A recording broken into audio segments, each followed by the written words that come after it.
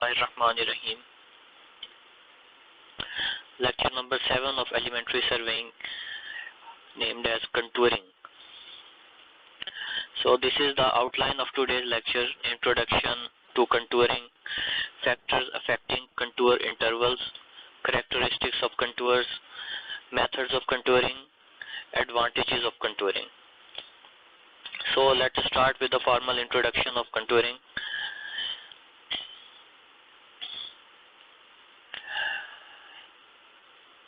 An imaginary line on the ground joining points of equal elevation is known as contour. It's very simple definition.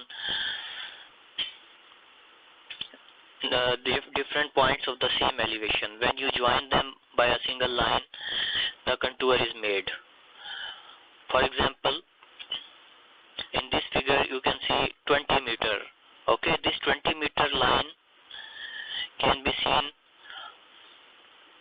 throughout in circular form. Okay, so it is indicating that all the points lying on this line having equal elevation of 220 meter. So I repeat again, the line on the ground joining points of equal elevation is known as contour. It can also be defined as the process of tracing contour lines on the surface of the earth. It is also known as contouring. Contour map. A map showing contour lines is known as a contour map. A contour map gives an idea of the altitudes of the surface features as well as their relative positions in plan, serves the purpose of both a plan and a section. Okay, contour interval. The constant vertical distance between two consecutive contours is known as the contour interval. Horizontal equivalent. The horizontal distance between any two adjacent contours is known as horizontal equivalent.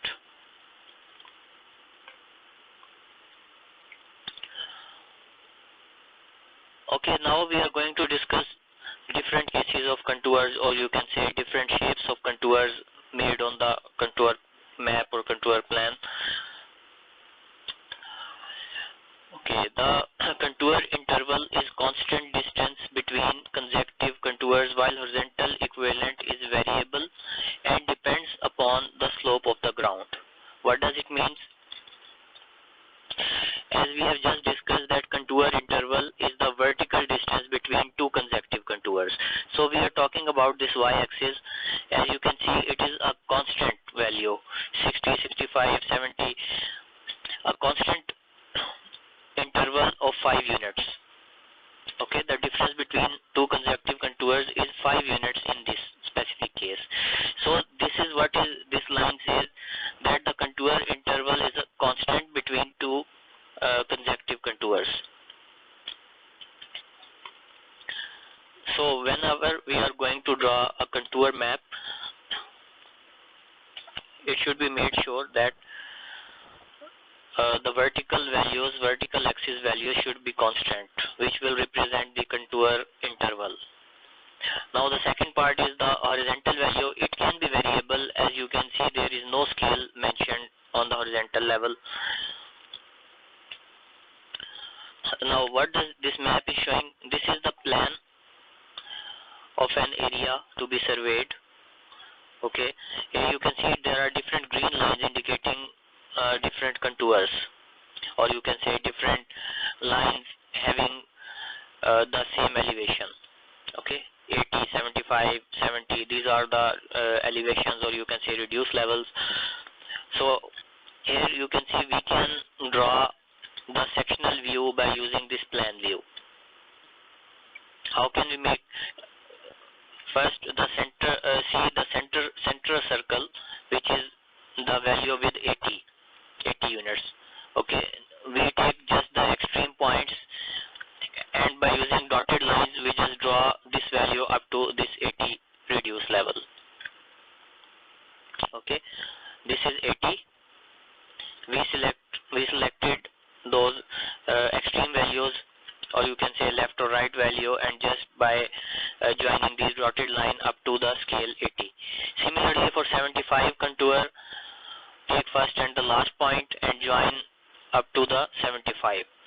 And then by joining these different intervals, we get this final shape of the hill. So this is how we draw the contour map. Purpose of contouring.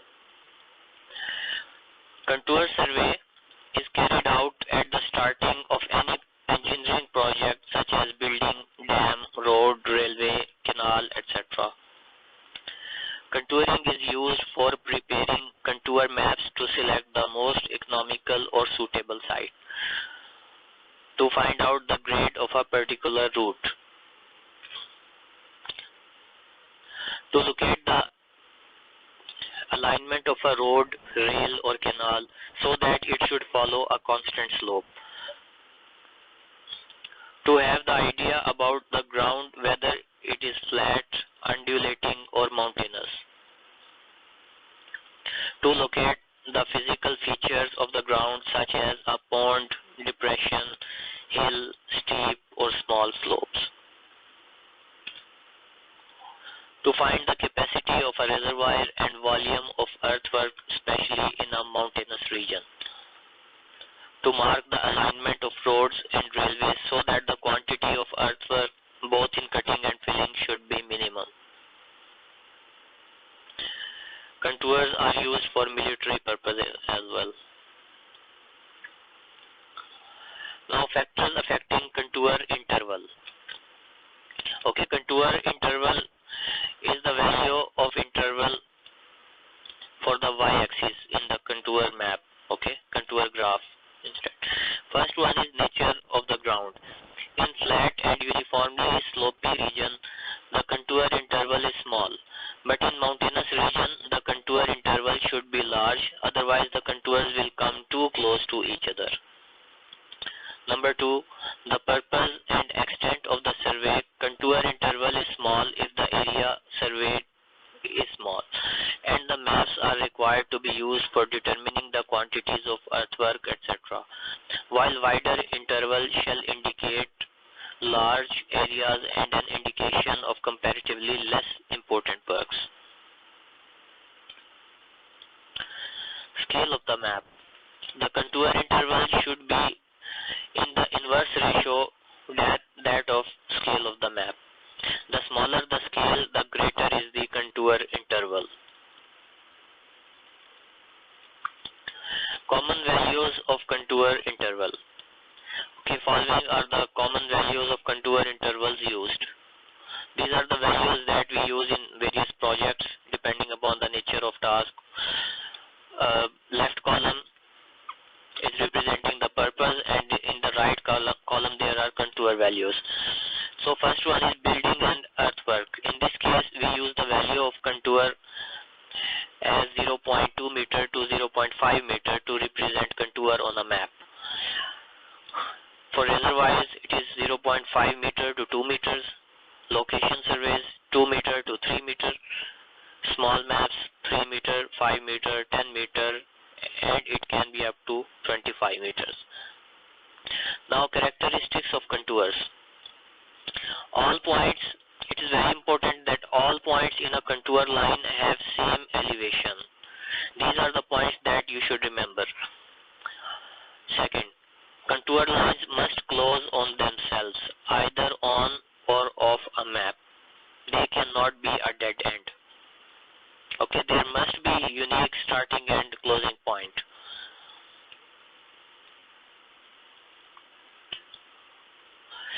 A series of closed contour lines on the map represent a hill if the higher values are inside. What does it mean? Here you can see in the plan view, a higher value is inside. And as you are moving away from the center value, the value of contour is going to be decreased. So this specific case will be studied only if there is a hill. Okay, for hilly areas this must be the contour map, or you can say the plan view. In case of depression, A series of closed contour lines on the map indicate a depression if the higher values are outside. Okay, this is the reverse case, that of the hill. It is depression. Here you can see the center value is minimum, and as you are moving away from the center value, the value of contours are going to be increased. So this is the case of depression. Overhanging cliff. Okay, this is the overhang portion of the cliff. So this is how the plan view of the contour will be look like. Contour lines cannot merge or cross one another on map except in the case of an overhanging cliff. Vertical cliff. Contour lines never run into one another except in the case of a vertical cliff. In this case, several contours coincide and the horizontal equivalent becomes zero.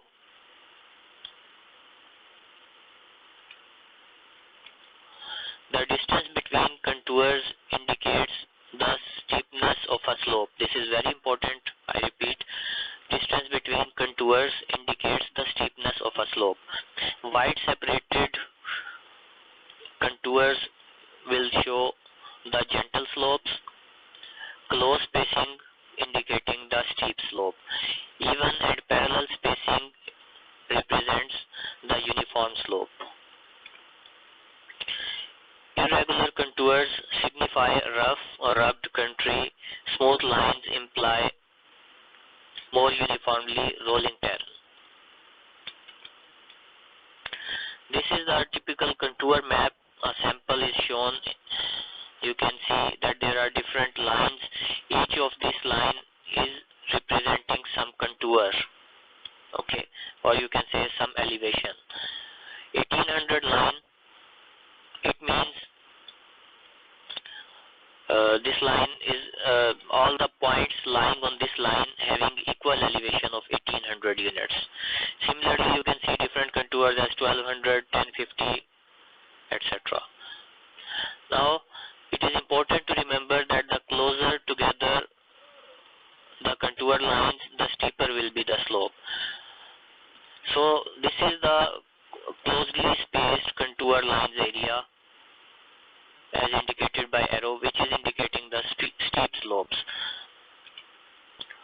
And area that is flatter with the only gentle slope, like here, this is indicating the flatter slope, or you can say gentle slope.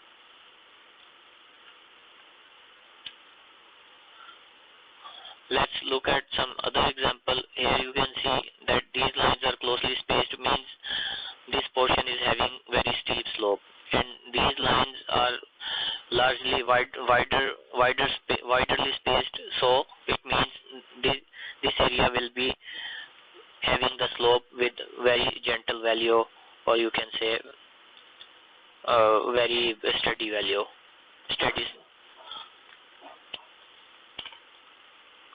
Methods of contouring. Now there are mainly two methods of locating the contours: direct method and indirect method. First one is direct method. Here you can see a benchmark is selected somewhere at some specific distance away from these points of concern indicated by dots. This tripod is indicating our equipment, which can be an auto level, electronic, digital theodolite, or any total station. And 46, 48, 50 are representing the contour lines. In this method, the contours to be located are directly traced out in the field by locating and marking a number of points on each contour. These points are then surveyed and plotted on plan, and the contours drawn through them. This method is most accurate, but is very slow and tedious, as a lot of time is wasted in searching points of the same elevation for a contour. This is suitable for small area and where greater accuracy is required. Now, procedure to start with: a temporary benchmark is established near the area to be surveyed with reference to a permanent benchmark by fly leveling. The level is then set up in such position so that the maximum number of points can be commanded from the instrument station. The height of instrument is determined by taking a backside on the benchmark and adding it to the reduced level of benchmark. The staff reading required to fix points on the various contours is determined by subtracting the reduced level of each of the contours from the height of instrument.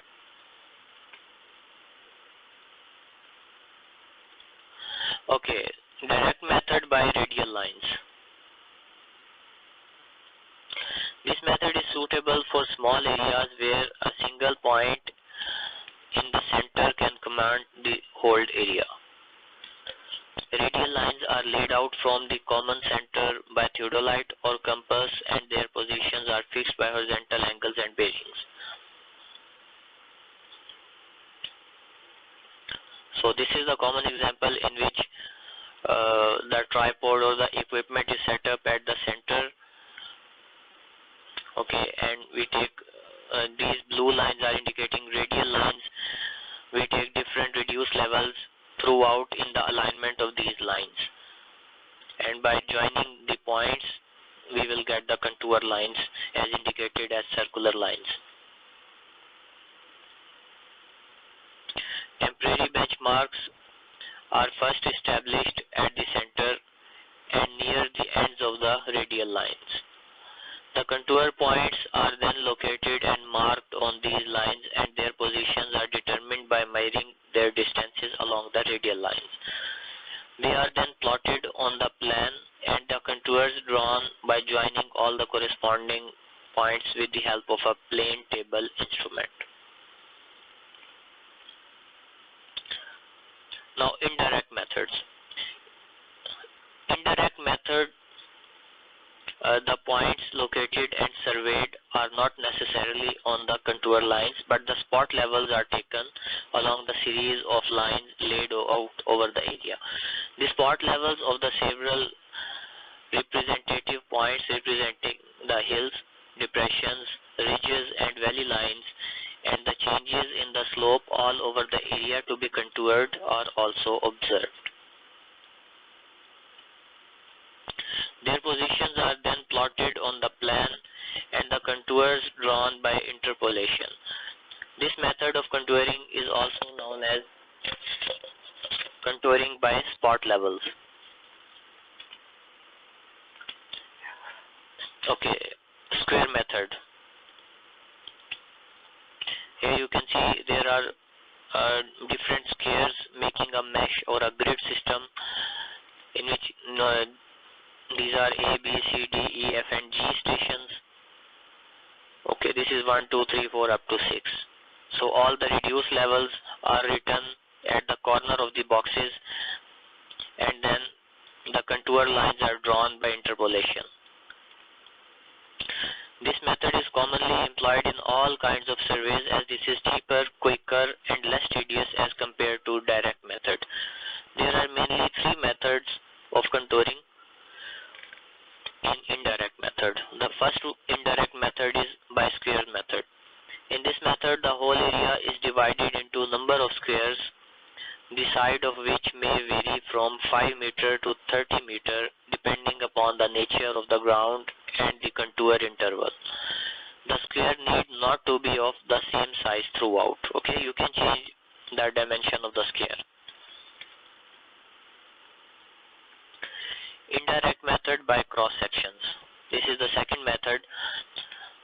This method is most suitable for the survey of long narrow strips such as the road, railway or canal, in which the project in one direction is much larger than the project in the other two directions.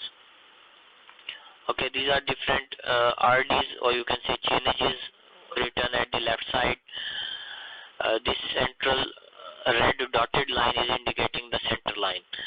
Here you can see, as you are going to move rightward or leftward from this center line, the scale or the elevation is going to be increased. Cross sections are run transverse to the center line of the work and representative points are marked along the lines of cross-section. The cross-section lines need not necessarily be at right angles to the center line of the work. This may be inclined at any angle to the center line if necessary. The spacing of the cross-sections depends upon the topography of the country and the nature of the survey. Third is the indirect method by tachometry. A tachometer is a transit theodolite having a diaphragm fitted with two stadia wires, one above and other below the central wire. The horizontal distance between the instrument and staff station may be determined by multiplying the difference of the staff readings of the upper and lower stadia wires with the stadia constant of the instrument, which is usually 100. Thus, the tachometer is used for both the vertical as well as horizontal measurements. This method is most suitable in hilly areas as the number of stations which can be commanded by a tachometer is far more than those by a level, and thus the number of instrument settings are considerably reduced. A number of radial lines are laid out at a known angular interval, and representative points are marked by pegs along these radial lines. Their elevations and distances are then calculated and plotted on the plan, and the contour lines are then interpolated. So this was the tachometric method. We shall discuss this tachometric method in very much detail in the upcoming lecture. Drawing the contour lines. Contour lines are drawn as fine and smooth freehand curved lines. Sometimes they are represented by broken lines. They are inked in either a black or brown color. A drawing pen gives a better line than a writing pen, and French curve should be used as much as possible. If every fifth contour is made thicker than the rest. Okay, means 4 contours are drawn, and then when you draw the fifth contour line, it should be thicker than the first 4 lines. The elevation of contours must be written in a uniform manner, either on the higher side or in a gap left in the line. When the contour lines are very long, their elevations are written at 2 or 3 places along the contour. In the case of small scale maps, it is sufficient to figure every fifth contour. Advantages of a contour map. A contour map furnishes information regarding the features of the ground, whether it is flat, undulating, or mountainous. From a contour map, sections may be easily drawn in any direction. Intervisibility between 2 ground points plotted on map can be ascertained. It enables an engineer to approximately select the most economical and suitable site for an engineering project, such as a road, a railway, a canal, or a pipeline, etc. A route of a given grade can be traced on the map. Catchment area and capacity of a reservoir may be determined from the contour map. Contour map may be used to determine the quantities of earthwork. This is all for today's lecture. Thank you very much.